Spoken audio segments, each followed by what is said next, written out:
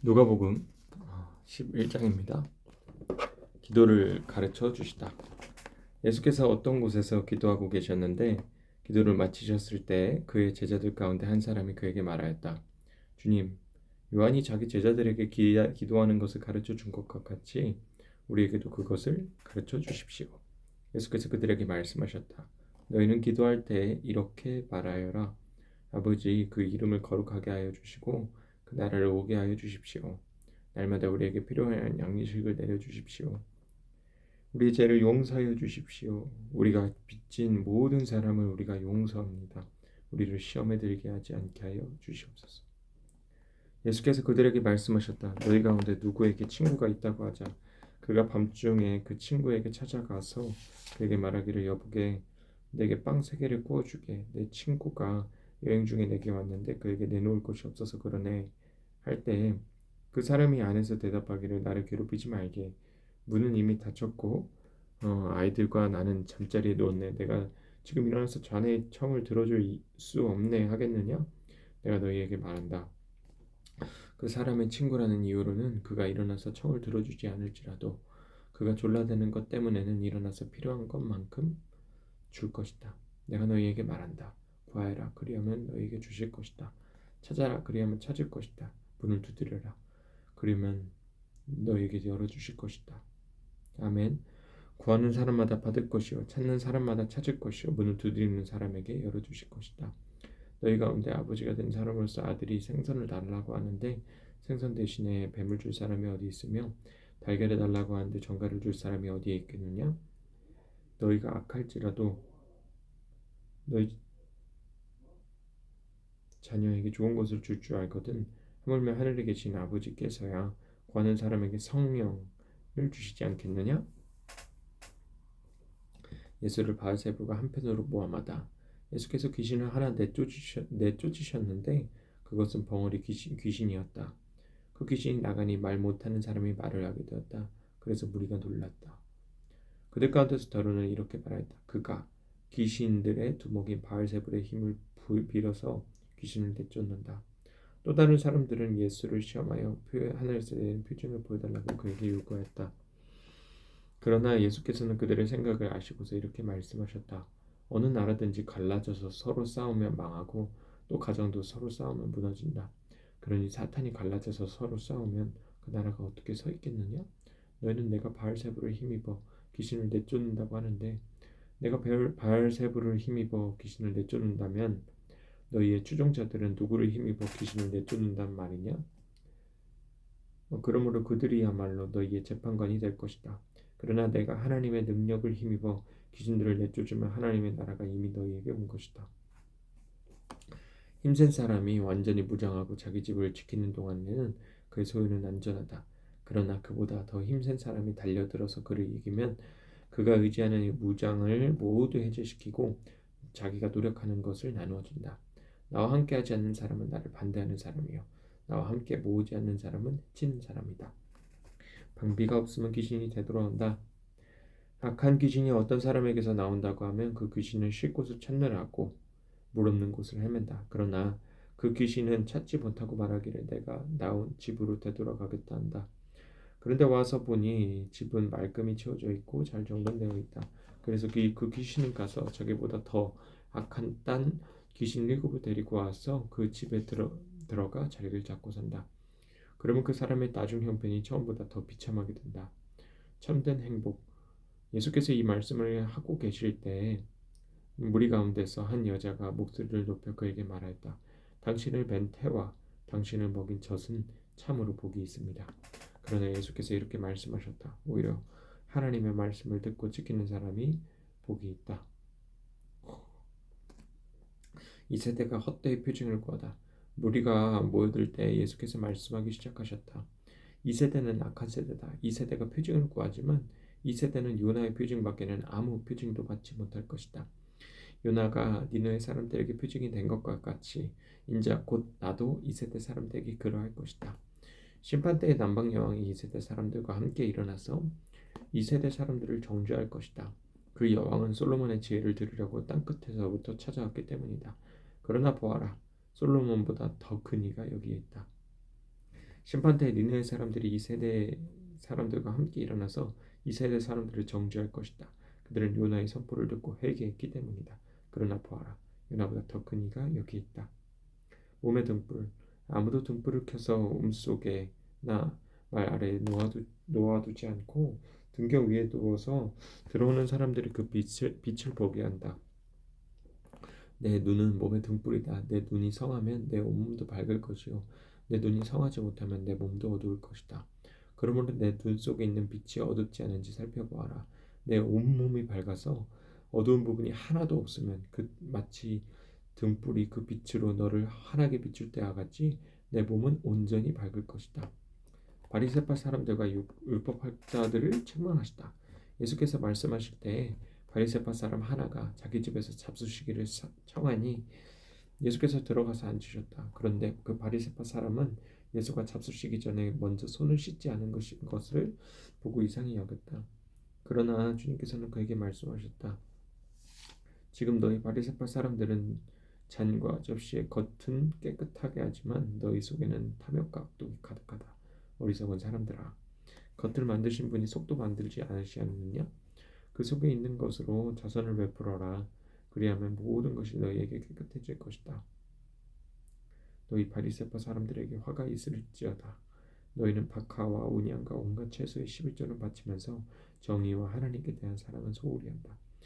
이러한 것들도 반드시 해야 하지만 이러한 것들도 소홀히 하지 않았어야 한다. 너희 바리새파 사람들에게 화가 있을지어다. 너희는 회당에서 높은 자리에 앉기를 좋아하고 장터에서 인사받기를 좋아한다. 너희에게 화가 있다. 너희는 드러나지 않게 만든 무덤과 같아서 사람들이 그 위를 밟고 다니면서도 그것이 무덤인지를 알지 못한다. 율법교사 가운데 어떤 사람이 예수께 말하였다. 선생님이 이렇게 말씀하시면 우리까지도 모욕하여 하시는 것입니다. 예수께서 말씀하셨다. 그렇다. 너희 율법교사에게도 화가 있다. 너희는 지기 어려운 짐을 사람들에게 지우면서도 너희 자신은 손가락 하나도 그 짐에 대려고 하지 않는다. 너희에게 화가 있다. 너희는 너희 조상들이 죽인 예언자들의 무덤을 세운다. 그렇게 함으로써 너희는 너희 조상들이 저지른 소행을 증언하며 찬동하는 것이다. 너희 조상들은 예언자들을 죽였는데 너희는 그들의 무덤을 세웠기 때문이다. 그러므로 하나님의 지혜도 말하기를 내가 예언자들과 사도들을 그들에게 보내겠는데 그들은 그 가운데서 더러는 죽이고 더러는 박해할 것이다 했다. 창세 이후로 흘린 모든 예언자들의 피의 대가를 이 세대들에게 요구할 것이다. 하빌의 피를 피해서 비롯하여 제단과 성소 사이에서 죽은 사가랴의 피에 이르기까지 말이다. 그렇다. 나는 너희에게 말한다. 이 세대가 그 책임을 져야 할 것이다. 너희 율법교사들에게 화가 있다. 너희는 지식의 열쇠를 가로채서 너희 자신도 들어가지 않고 또 들어가려는 고 하는 사람들도 망한다.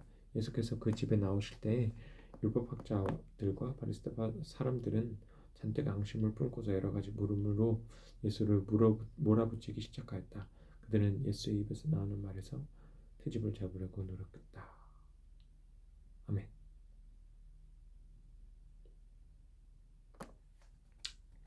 마지막 절에 말씀 너무 좋죠. 예수의 입에서 나오는 말에서 트집을 잡으려고 노렸다. 이 문구에서 예상치 못한 레마 또 느낌 하나님께서 주신 마음이 있었는데 제가 모태신앙이기도 하고 하나님을 잘 믿다가 8년 동안 하나님을 믿지 않는 순간들이 있었고 지금 다시 하나님을 믿은 지 이제 4년 정도가 되네요. 처음 하나님을 믿고 아니면 처음이 아니지 다시 하나님께 돌아오고 그 뜨거움과 그 하나님의 크심과 그 하나님의 그 영광 가운데 비춰주는 빛으로 제가 그 영광을 보아서 큰 은혜가 있었음에도 불구하고 말씀 예수님의 입에서 나오는 그 대언에서 나오는 말씀을 온전히 받아들이지 못할 때가 있더라고요. 찬양을 부를 때도 이게 맞는 간증인가? 이게 맞는 증언인가? 맞는 말씀인가 하는 그런 생각이 들었는데 제가 요즘 들어서 참 은혜다라고 생각하는 것이 그 목사님의 대언을 통해서 또 찬양의 가사를 통해서 나오는 말에 제가 트집이 안 잡혀요. 그게 진짜 은혜인 것 같아요. 그냥 그 말씀 그대로 느껴지는 것 같아요. 예를 들면 음, 찬미 이 가수 그분이 부르신 CCM 중에 말씀 앞에서 경외함으로 하면서 이렇게 진행하다가 마지막에 복종하라 라고 하면 예전에는 순종을 하기 어려우니 복종하라는 말이 좀 너무 강압적이지 않습니까? 예수님은 자유의 예수님이시고 인격적이신 예수님이신데 그 말씀이 좀 너무 세지 않나 그런 생각을 했었는데 요즘은 들어도 그렇지 이렇게 하게 되는 게 은혜이다 그런 생각이 들더라고요. 그렇고 예수님께서 계속 책망하시면서 바리새파 사람들과 율법학자들 책망하시면서 화 있을지어다 이렇게 강하게 말씀하시는데 이전에 그 모세와 아론 또 바로 이야기하면서도 똑같은 나눔이었는데 하나님께 책망받는 인생 되지 않기를 바라야겠다. 가끔은 예수님께 칭찬받는 일을 생각한다기보다 예수님께 혼나지 않는 길을 생각하는 것도 가끔 지혜롭기도 하다. 그런 생각이 들어서 그런 지혜로운 삶 되려고 하면 어떻게 해야 될까? 그런 생각을 하고는 합니다. 또 이해가 안 되는 조금 대목들도 방비가 없으면 귀신이 되돌아온다. 라는 대목은 조금 이해가 안 되는 부분이 있기도 했고 이 대목 읽으면서 문득 드는 생각은 귀신이 존재한다는 거예요. 귀신이 육수고 하나님 칠수, 인간이 오수 맞나요 이거? 아닌가? 우리가 사수인가? 아니야, 잘 모르겠다. 어쨌든 우리가 예수님의 이름을 빌리지 않고는 귀신을 대적할 수 없다. 근데 귀신은 존재한다. 그래서 예수님이 지켜주시지 않으면 이 말씀 가운데 나오는 막 악한 딴 26절 악한 딴 귀신 일곱을 데려와서 막 자리 잡고 살고 더 비참하게 만드는 그 상황이 예수님이 없으면 성령님이 나를 지키지 않으면 나에게도 동일한 일이 일어날 수 있다. 되게 무서운 일이기도 하고 은혜로운 일이기도 하고 감사한 일이기도 한 것 같아요. 그래서 이 은혜를 잊지 않았으면 좋겠다. 그리고 이번 주 주일날 말씀으로 받았던 구하라, 두드리라, 찾으라. 하나님 정말 이 기도 제목으로 제가 구할 수 있다고 하면 우리 누나 태의 열어주셔서 예쁜 아이 낳게 해주시기를 간절히 기도드립니다. 하나님 그리고 제가 지금 회사 숙소 근처에 좀 다른 아파트로 어, 구해서 조금 더 넓은 쾌적한 곳에서 회사 근처에서 다니고 싶은데 총무팀의 도움이 필요하고 또 부동산 매매하시는 분의 도움이 필요하고 무엇보다 성령님의 도우심이 너무너무 필요합니다. 하나님 제발 도와주세요. 정말 구합니다. 좀 가까이서 제가 체력이 안 돼서 좀 가까이서 좀 다니고 싶은 마음이 있습니다. 주님 제발 구하오니 주님 생선 달라는데 뱀 안 주시는 주님 달걀 달라는데 잘 정갈 안 주시는 주님 제발 주시옵소서. 주시옵소서. 주시옵소서. 마지막으로 하나 더 나누고 싶다고 하면 기도예요. 계속 11장 처음에 나오는 주기도문인데요. 이름을 거룩히 주시옵소서. 나라가 오게 하여 주시옵소서. 필요한 양식을 주시옵소서. 죄를 용서하여 주시옵소서. 우리를 시험에 들게 하지 마옵시옵소서. 하나님 앞에 드릴 수 있는 우리의 기도는 주십시오밖에 없다. 더 거룩한 기도, 더 모양나는 기도는 전 없다고 생각해요. 그저 그 기도는 구걸이고 하나님 앞에서 그냥 은혜를 구하는 것밖에는 우리가 하나님 앞에서 할 수 있는 게 없다. 그렇게 생각이 들고 그것보다 더 귀하고 거룩한 기도 없다고 생각이 들어요. 그래서 그렇게 기도하고 나면 주님께서 몇 절일까요? 13절에 성령을 주신다고 써 있거든요. 성령을 주셔야지 맞아요. 우리가 구하는 것을 받는 것보다 성령을 주시면 어, 내가 어떻게 행동해야 될지, 내가 어떻게 하나님과 연합해서 그 다음 스텝이 이루어지는지에 대해서 내 눈이 달라지거든요. 눈빛이 달라지고 방향이 달라지고 방향은 모르겠고 그 걸음이 달라진 게 너무 확실하거든요. 그 상황에 조금 더 개의치 않아지는 그 상태가 성령이 주어지면 가능하거든요. 그래서 그 다음 스텝이 우리가 원하는 것들에 대한 답을 성령과 함께 우리가 구할 수 있기 때문에 성령이 주어지는 게 반드시 맞다라는 게 많이 제가 느끼고 있습니다. 어쨌든 오늘은 여기까지네. 하나님께서 너무 많이 말씀을 주셔서 너무 신기하고 너무 감사합니다. 끝입니다.